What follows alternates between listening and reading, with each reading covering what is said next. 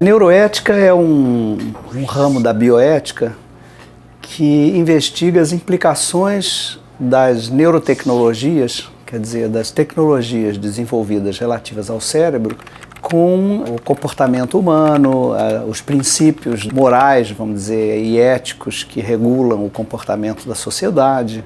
Por exemplo, se for possível fabricar um medicamento que fortalece a memória de pessoas saudáveis, isto é, eu não estou falando de um medicamento para curar um paciente com doença de Alzheimer.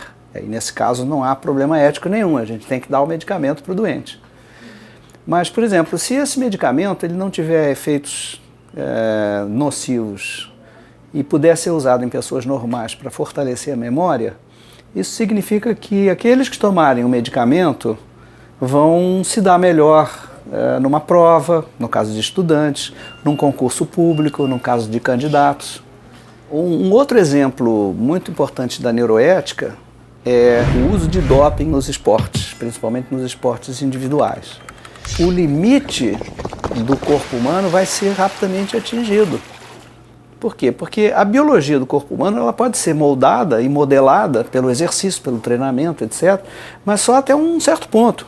Porque, além desse ponto, você depende de mutações e de um processo evolutivo que é muito lento. Vai ter um momento que a sociedade vai ser obrigada a rediscutir essa questão do doping.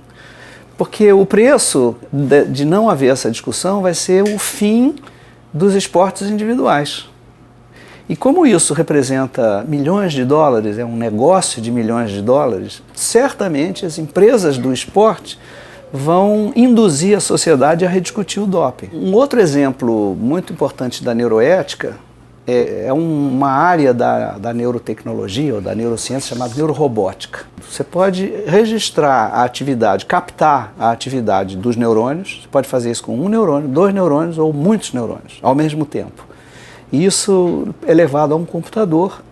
Então isso tem um óbvio interesse terapêutico, porque se eu sou tetraplégico, né, eu estou, por exemplo, numa cadeira de rodas, e essa cadeira de rodas for inteligente, quer dizer, ela tiver uma série de motores que respondam a comandos, eu posso pensar e comandar a minha cadeira de rodas com o pensamento para virar à esquerda, virar à direita, para acelerar. Mas eu posso também estimular, usar o mesmo sistema que está dentro do cérebro de um indivíduo para estimular aqueles neurônios. Que eu teria um chip implantado dentro de um cérebro que ativaria uma região cerebral e levaria o indivíduo a realizar uma determinada função, ou um pensamento, ou um cálculo matemático, ou ter uma ideia, ou pintar um quadro.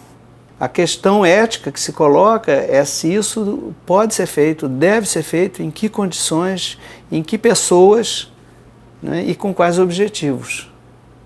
Então a viabilidade técnica está no horizonte.